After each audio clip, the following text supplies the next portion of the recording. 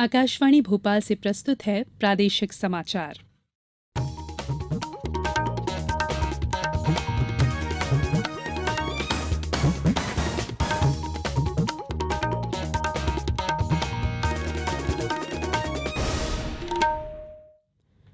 नमस्कार, समाचारों के साथ मैं संयुक्ता बैनर्जी।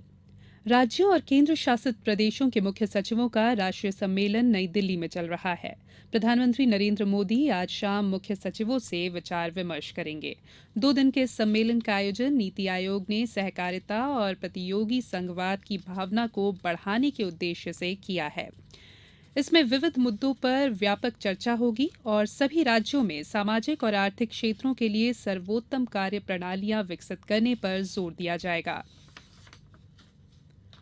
होशंगाबाद जिले में 65 लाख पौधे लगाने के बाद अब उन्हें सहेजने की पहल की जाएगी। होशंगाबाद कमिश्नर ने रिपेयरिंग जोन के अलावा हरियाली के लिए एक और नवाचार किया है। 2 जुलाई को रोपे गए पौधों की सुरक्षा के लिए 6 अगस्त को जिले में प्रकृति रक्षा बंधन मनाया जाएगा। लोग पौधों को रक्षा सूत्र बांधकर उनकी देखभाल का संकल्प लेंगे। अपने पौधों को रक्षा सूत्र बांधने के साथ निदाई और गुड़ाई का काम भी लोगों द्वारा ही किया जाएगा। पौधा अगर सूख गया है तो उसके स्थान पर नया पौधा लगाया जाएगा। इसके लिए उन्हें पौधे उपलब्ध करवाए जाएंगे। मुख्यमंत्री शिवराज सिंह चौहान ने कहा है कि सबसे बड़ा धर्म जरूरतमंद की सेवा है। मदद के अच्छे कार्यों का व्यापक प्रचार प्रसार किया जाना चाहिए। श्री चौहान कल भोपाल स्थित समन्वय भवन में राष्ट्रीय स्वयंसेवक संघ के सेवा प्रभाग की वेबसाइट सेवा गाथा का लोकार्पण कर रहे थे।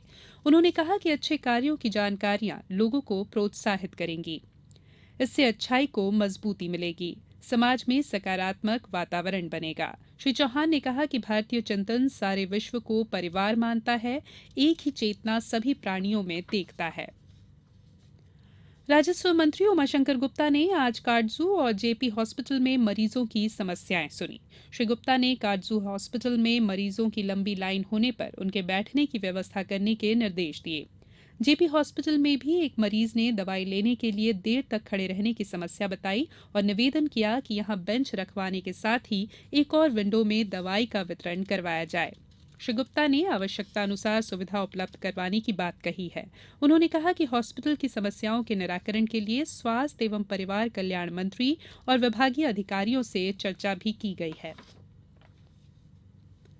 आज सावन का पहला सोमवार है। प्रदेश के शिव मंदिरों में सुबह से ही भक्तों का तांता लग रहा है।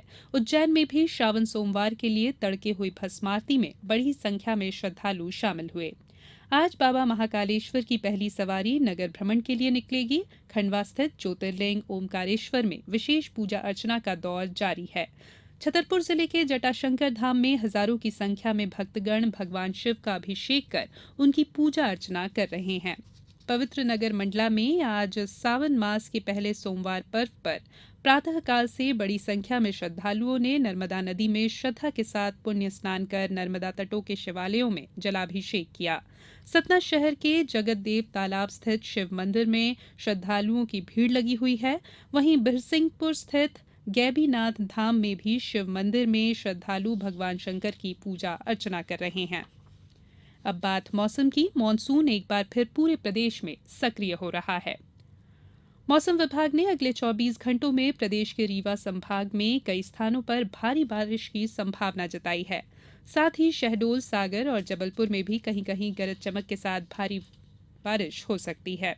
पिछले 24 घंटों के दौरान जबलपुर और भोपाल संभाग में अनेक स्थानों पर, रीवा, सागर और शहडोल में कुछ स्थानों पर और शेष जिलों में कहीं कहीं वर्षा दर्ज की गई है। अब कुछ समाचार संक्षेप में। सिंगरौली जिले में 30 जून को मिले एक शव के मामले में पुलिस ने हत्याकांड की गुत्थी सुलझाते हुए आरोपी पिता पुत्र को गिरफ्तार कर लिया है। उस्ताद अलाउद्दीन खां संगीत एवं कला अकादमी भोपाल द्वारा दमोह के बकायन गांव में मृदंगाचार्य नाना साहेब पांसे की स्मृति में 123वें गुरु पूर्णिमा संगीत समारोह का कल आयोजन किया गया। आमजन की समस्याओं के निपटारे के लिए आगरमालवा जिले के कानड़ में कल 11 जुलाई को वृहद जिला स्तरीय जन समस्या निवारण शिविर आयोजित किया गया है। अनूपपुर के रामनगर में घायल अवस्था में चीतल मिला है। वन अमले ने मौके पर पहुंचकर चीतल को इलाज के लिए भेज दिया है।